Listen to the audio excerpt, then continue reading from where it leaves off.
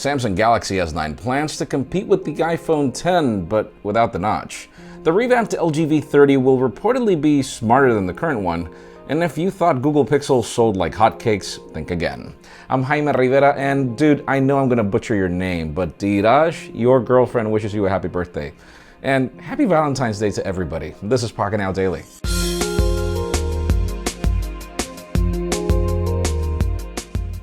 The official news today begin with deals if you're in the market for the Galaxy Note 8, and there are a ton of reasons why you should. It is currently available with a ton of discounts depending on your carrier, but there are a couple of catches depending if you go Verizon or T-Mobile. You can get up to $500 off, but there are trade-ins and other options. I would highly recommend you look in the link in the description. We will report more on the Galaxy Note 8 very soon. Now let's talk about pretty much my favorite phone of last year, the Google Pixel 2 XL. For those of you wondering exactly how many of these phones were sold, it seems that not much. I mean, you hear that iPhones sell in tens of millions, but the Pixel apparently only sold 3.9 million units. Obviously, the IDC is not really official information. This is speculation given, analytics, etc. But yeah, it seems that the Pixel didn't really sell well. Chime in the comments, why do you think that is?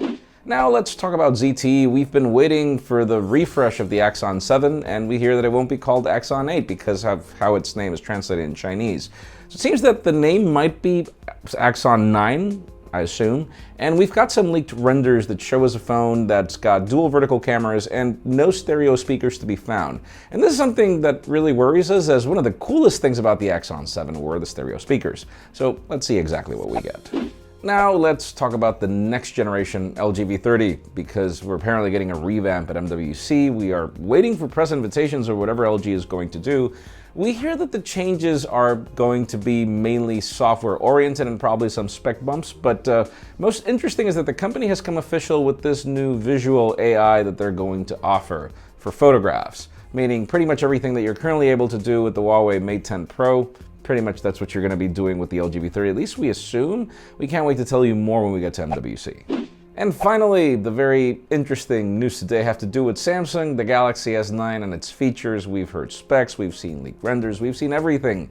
But we've been waiting for the typical, this is the way we're going to compete with Apple thingy. And apparently it's going to be an emoji. It seems that Samsung is working on its own version of 3D emoji, which I assume is not going to be like the current Animoji. You'd probably be able to do the same thing, but with existing emoji. And by the way, Samsung, your emojis are kind of ugly and hard to understand, and sometimes they don't send the same thing. Like you're trying to send one emoji, but then the user on the other end that doesn't have a Samsung phone doesn't get the same thing. Point being is, in today's question, do you even care about Animoji or whatever? Because in my case, it's cool to send information about the way you feel with, images, but I don't think it's worth even investing on this thing. I don't use Animoji, and it was nice at the beginning, but people just don't care about it anymore. Leave us a comment down below. We'd love to know your opinion. Friends, again, if you want to get the news earlier, follow us on Pocketnow.com and subscribe to our channel by hitting this button up here. You can watch yesterday's Pocketnow Daily up here, and our comparison of the iPhone X and Google Pixel 2 XL down here. You can also follow me on Twitter, Jaime_Rivera, or on Instagram at Jaime Rivera. Please give this video a thumbs up if you like what you saw. I'm Jaime Rivera. Thanks so much for watching. We'll see you tomorrow.